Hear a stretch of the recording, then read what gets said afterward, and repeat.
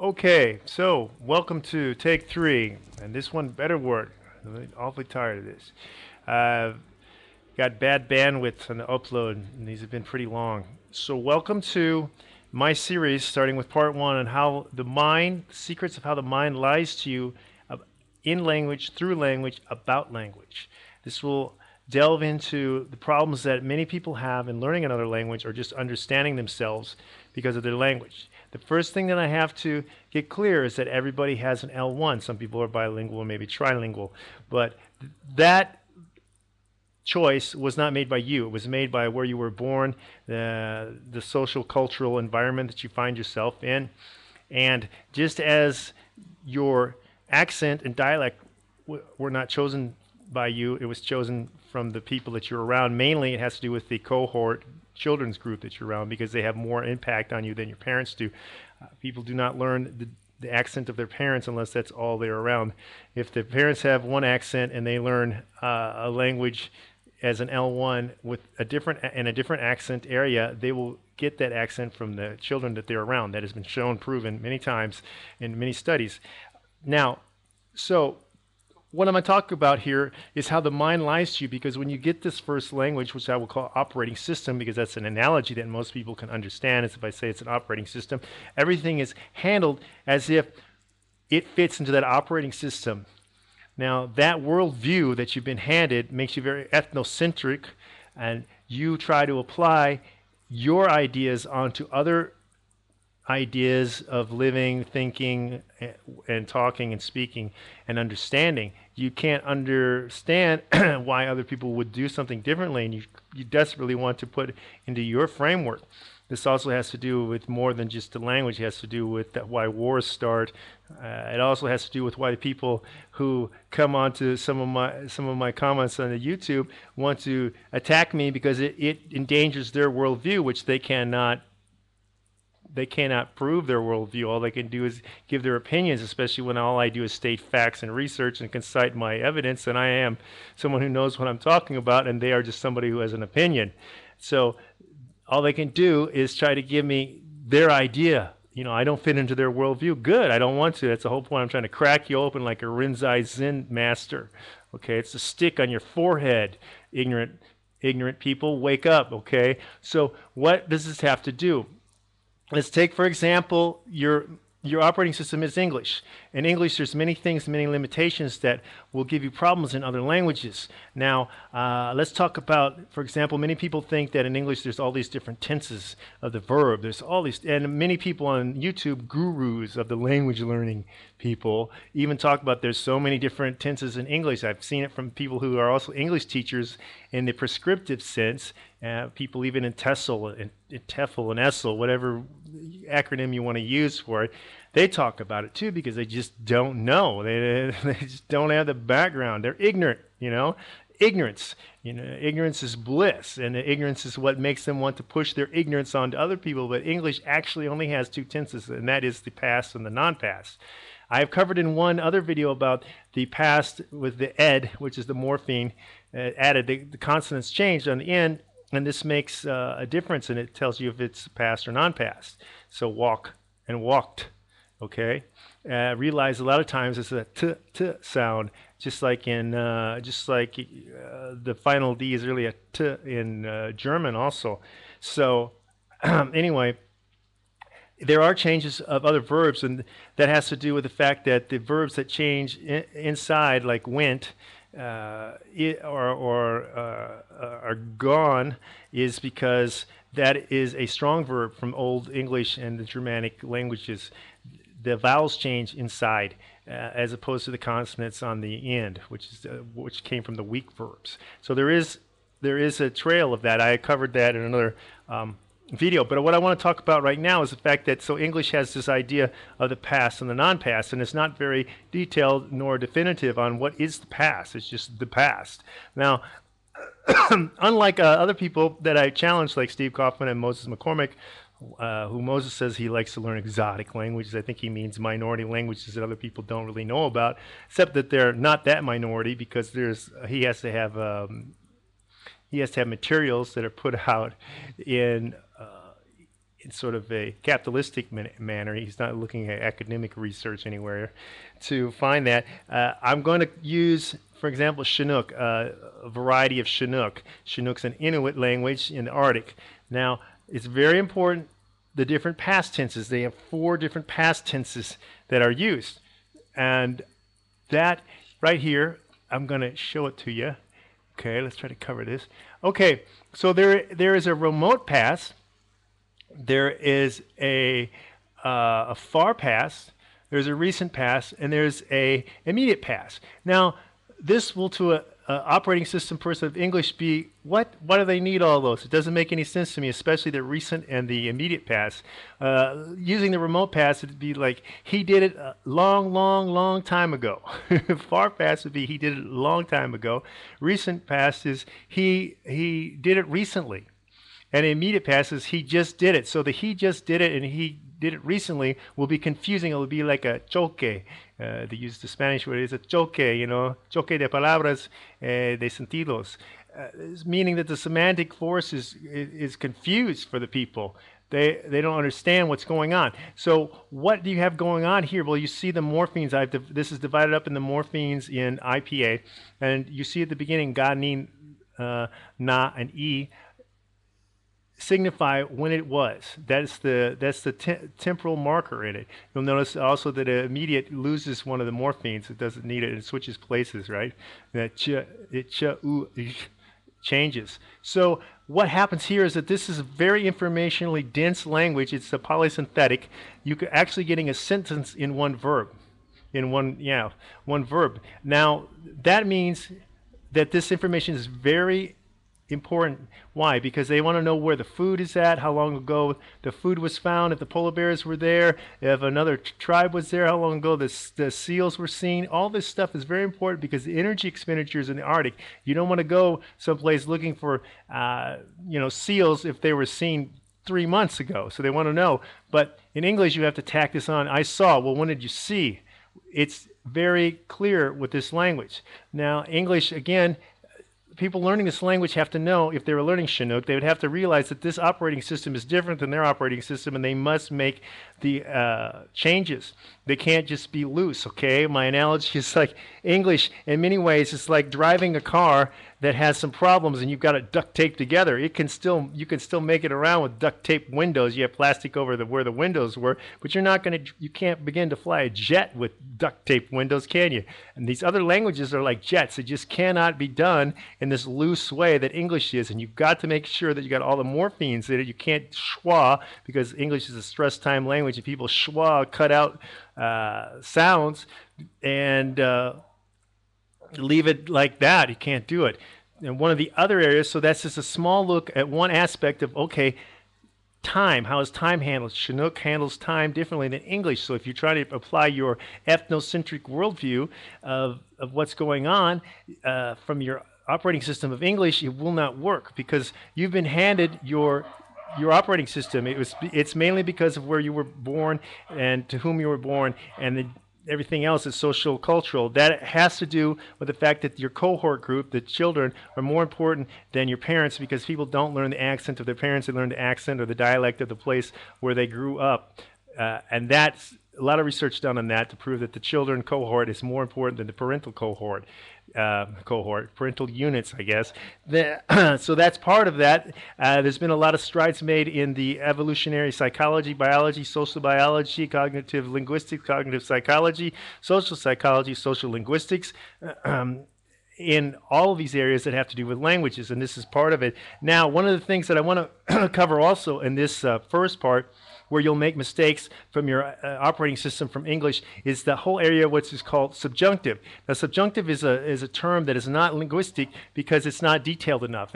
There are actually, what subjunctive covers is a lot of different areas, and I've written some down. This is not all, but like, for example, horative. Horative is a softened order or command, like let's go. That is handled in many languages in a different form than just let's go, okay, as it is in English. So like, let's go, and let's go. This is handled differently. Deontic, which is from the Greek for obligation, like you must do something in English. You must do something. Now, English is like that. Now, French is trying to get around it because it'd be il faut que. Que is the marker for using the subjunctive afterwards. Now, people are trying to drop the que and just say il faut and then continue on with that. In Spanish, for example, tengo que irme, I must leave. It's set up with because it's one subject. One subject, it doesn't switch to subjunctive, but if it's you know an order for something else, then we'll have to switch into what the subjunctive form.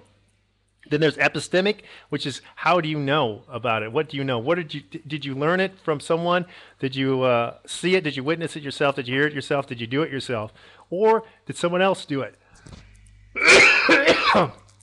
Oh man, sorry about that. Talking too much today. A lot of languages have what are called evidentials, and there won't be any asking like in a court of law in English. They always say that's hearsay. How do you know that?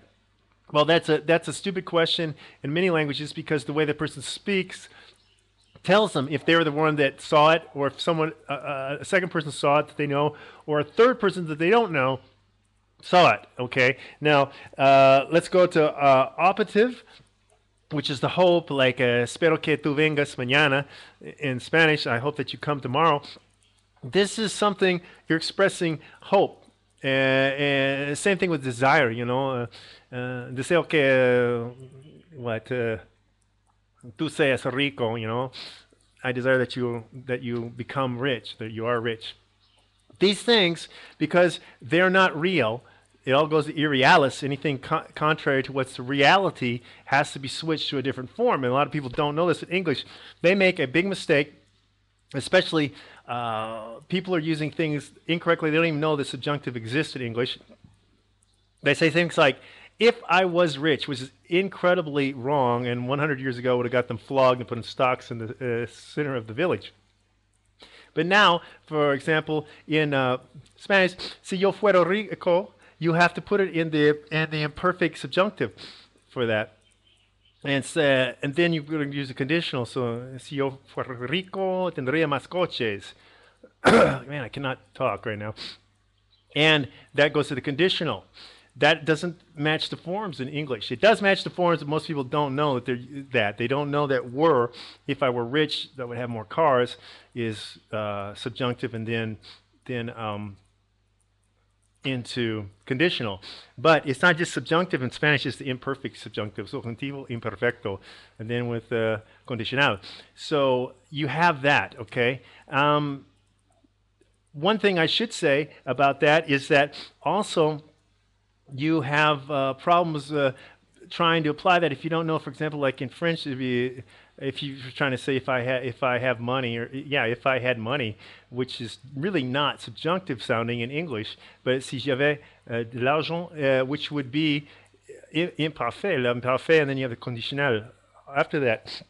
I cannot speak. This is my third try. This has been a lot of time here. One of the things I want to say too, continuing on with that, is some changes again with the past. Like when I was speaking about the recent past and the immediate past. There is a difference that's made from Spanish speakers in Spain that is not made from Spanish speakers in a New World.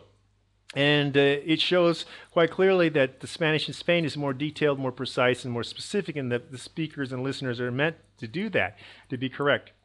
So if someone said something to you and you didn't understand it, or you were not clear on the entire implications of what they were saying, you would say something like, ¿Qué has dicho?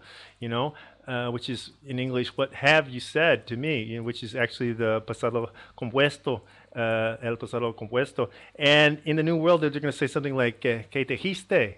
Which is preterito, which is actually further back. Because in Spain, you're going to use this ¿Qué has dicho? For something.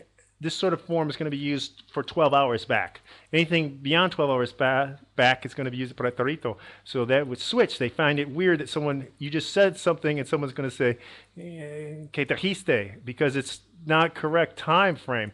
So this is one of the ways, going back to what I was talking about with the verb changes on the past.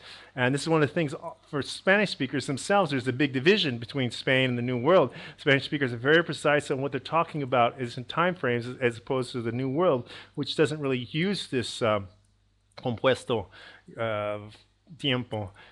So I have to give you one more thing because I don't want to make this too long because it's just not loading when I make them too long. The problem here is that you have to understand that your operating system is tainting whatever language you try to learn. And you cannot put, it's not English with different words. It's not even English in the same form. The syntax and the morphology change. And you have to understand those. That's why being a linguist, you look at the structure of your language or the languages you want to know, the languages you're working with, and you have to look at it comparatively. You want to look at them when you're doing, trying to learn the language, the differences so that you know not to make the same errors. And one of the errors that's very common, I'm going to use this to be like a lexical, a choice difference, and I guess I'll use French for this, and English, is that there is times when you just have to know that your lexical choices from your operating system, your L1, do not work in the L2. Yeah, okay. Okay, so this is French, and okay. Et j'échange mon vin contre une bière. Or you could say contre la bière. Okay, j'échange mon vin contre la bière. So what this is I exchange my wine for a beer or for the beer, depending on une bière or la bière. This is a problem because you have I exchange my wine contre, which means in English against. So the person is trying to think in their L1, their operating system, I change, they would use pour une bière. Je change mon vin pour une bière. That's incorrect, okay? That's completely wrong. Or pour la bière. It's wrong. You can't do that. A native speaker might understand you, but they're going to know that you're killing the language. So contre here is difficult for an English speaker because it means against. It does not mean against us in location as against the wall, leaning against the wall.